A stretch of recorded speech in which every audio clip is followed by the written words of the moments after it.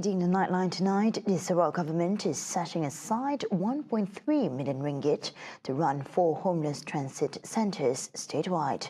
State Minister for Women, Childhood and Community Wellbeing Development, Dr. Sri Fatimah Abdullah says the allocation received the green light from Premier Dr. Peti Tan Sri Abang Johari Dunapang on Thursday. The allocation covers homeless transit centres in Kuching, Sibu, Bintulu and Miri with 2 already up and running. Permohonan yang kita majukan adalah untuk 4 buah sebenarnya. 2 yang sudah beroperasi sekarang ini, satu adalah TTG Kuching, satu lagi adalah TTG Sibu. Dan yang akan beroperasi juga pada tahun ini, sekarang ini dalam proses akhir pengubahsuaian. The 1.3 million ringgit allocation, she says, will be distributed based on local needs and the number of homeless individuals identified in each division. The Sarawak Performing Arts Centre, SPAC, is expected to be fully completed by June 2027. State Tourism, Creative Industry and Performing Arts Minister Dr. Sri Abdul Karim Rahman Hamzah says the project has reached 29% physical completion so far and is progressing according to schedule. Projek ini keseluruhannya adalah 247 juta. Dan komponennya adalah bangunan ini dan bangunan di sebelah tu, iaitu lapau. Jadi kita telah masuk ke dalam dan melihat keadaannya nampak cantik sekali. I'll show you the gambar yang ini apabila dia siap nanti dia akan menjadi lebih kurang macam ini. Cantik sekali. According to him, the final design of the building incorporates striking and contemporary architectural elements, giving it the potential to become a new attraction for arts and cultural tourism in the state. This centre will have a seating capacity of about 600 and is designed to meet the needs of a modern performing arts venue, including staging theatre productions, musical performances and international standard cultural events.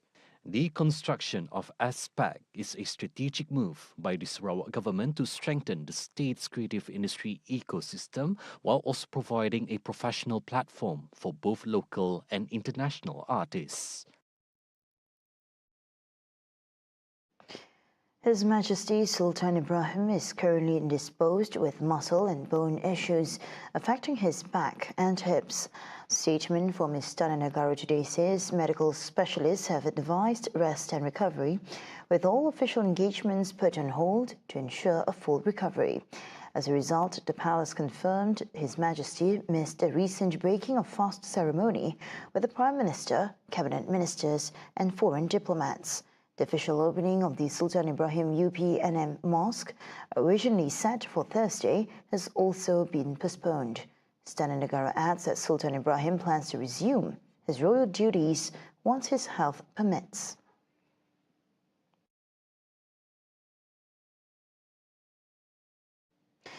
Prime Minister Dr. Sri Anwar Ibrahim says the Cabinet today discussed the possibility of setting up a Royal Commission of Inquiry, RCI, to investigate Malaysian Anti-Corruption Commission MACC Chief Commissioner Tan Sri Azambaki. According to him, the government will be issuing an official statement on the matter in the near future.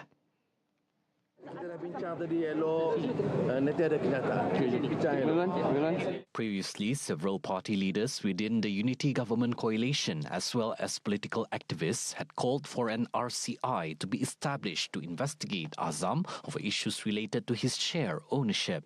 On February 13, the government formed a special committee to look into all allegations and related matters concerning Azam. This followed a report by international news portal Bloomberg, which alleged based on corporate filings that Azam held millions of shares in a financial services company. Prime Minister Dr. Sri Anwar Ibrahim is urging stronger charitable efforts during the holy month of Ramadan. He says the focus should be on marginalized groups who fall through the cracks of existing government and programs. As such, Anwar calls on mosque committees, school headmasters and principals to take a more active role in identifying those in need within their communities. Jadikan Ramadan ini kali ini satu kesempatan sebaiknya angkat martabat rakyat, ringankan beban mereka dan cari tiap kampung, tiap individu, tiap orang tua atau yang sakit untuk bantu mereka.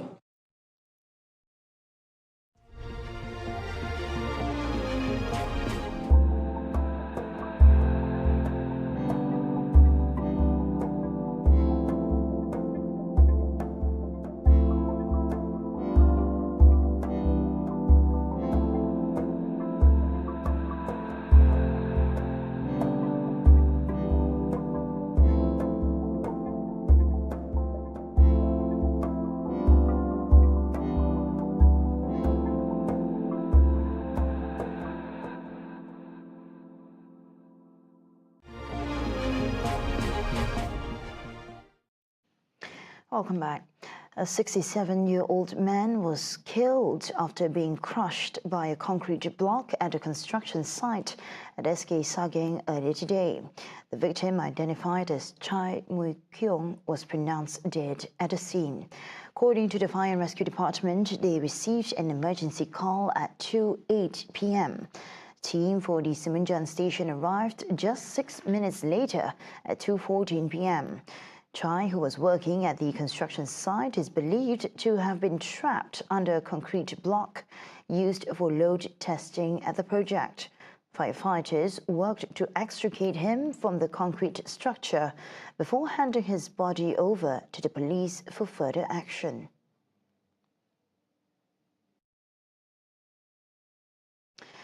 An elderly man accused of murdering and dismembering a woman was charged under Section 302 of the Penal Code for murder at the Magistrates' Court in Kota Kinabalu earlier today. The accused, 71-year-old Piluta Samad, is alleged to have killed Hamida Hussein, also known as Lisa, on February 11th. The horrifying incident is said to have unfolded inside an unnumbered house in Kampong Sri Kenangan along Jalan Sepanggar.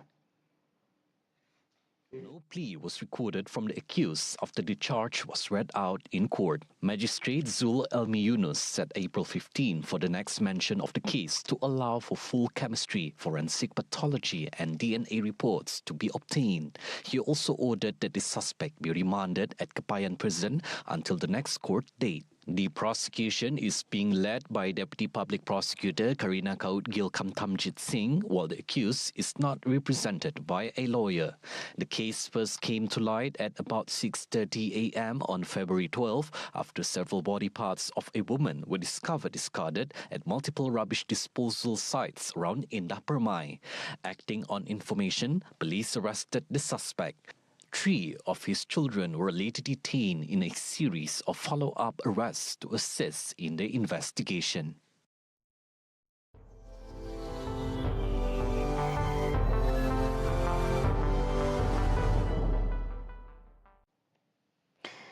Pakistan is escalating military tensions by bombing major Afghan cities, including the capital Kabul, on Friday as part of the newly launched Operation Ghazab-ul-Haq. Pakistani forces also targeted the major city of Jalalabad earlier this morning. The offensive follows retaliatory strikes by Afghan forces after initial Pakistani air raids late Thursday. Medical teams have been deployed to treat casualties at Nangarhar Hospital after mortar shells hit a refugee camp housing Afghans repatriating from Pakistan. دې ظالمانو په موږ باندې دغه راوارته نو اخر لکه زمونږ ګناه سوه موږ خو یې ده په دغه ټیم باندې ستړي ستومان راواوښتلو نو هلته یې نه پرېښودلو دلته را باندې دا چارو کړو لکه موږ اخر څه وکړو. Relations between the two neighbors deteriorated over recent months, with land borders remaining largely closed since deadly clashes in October killed over 70 people on both sides. Islamabad accused Afghanistan of failing to act against militant groups launching attacks into Pakistan, a claim the Taliban government denies. Hillary Clinton used her congressional appearance on Thursday to deny any links to Jeffrey Epstein, while demanding President Donald Trump give testimony regarding his own ties to the convicted sex offender. Clinton told the investigating panel she has no knowledge of Epstein's crimes, accusing the committee of attempting to protect the Trump administration. I never met Jeffrey Epstein, never had any connection or communication with him. I knew Ghislaine Maxwell casually as an acquaintance, but whatever they asked me, I did my very best to respond. It was disappointing that they refused to hold a public hearing, so I wouldn't have to be out here characterizing it for you. Clinton is challenging the panel to question Trump directly under oath, citing the numerous times his name appears in Epstein's files. Although the testimony took place behind closed doors, Clinton plans to release her opening statement on social media, with a full transcript expected once cleared by her legal team. And now over to Gaza, where thousands are still in need of urgent medical care, but only a small minority are able to leave the enclave to receive it. According to the Gazan Health Ministry, the recently reopened Rafah crossing is too complex to be effective. RT International spoke with relatives of some patients receiving treatment at the Al-Shifa Hospital and its director. As hospitals lie in ruins, thousands of people urgently needing care are trapped in the war-torn enclave. Her condition is getting worse. She is having trouble speaking. The doctors say she could be referred for treatment outside of Gaza. There is a problem with that. Her case depends on referral papers endorsed by the occupation. Traveling is difficult these days. The last hope of many patients is a transfer to Egypt, where they can get vital medication and treatment. The cancer has spread to his liver and abdomen. If chemotherapy is available, it would only help him a little. We are currently waiting to travel abroad because treatment could be accessible in Egypt. The ceasefire raised hopes of a potential transfer, but many are still forced to stay behind. Since the reopening of the border crossing after the ceasefire, patients have become optimistic. Unfortunately, the mechanism for the departure of only 20 to 25 patients within the occupation's criteria is not enough. Cases that require transport by ambulance are not yet allowed. The occupation only permits patients who can walk through the checkpoint. Patients that require special assistance, such as respiratory systems, are not being allowed to cross the border. The UN warns that over 18,000 people need treatment, but Israel is only allowing a few hundred to leave Gaza. The delay to getting the help they need could prove a death sentence for many. And those are the updates on TVS Nightline. I'm Shol Shimato. Thank you for watching and have a good weekend.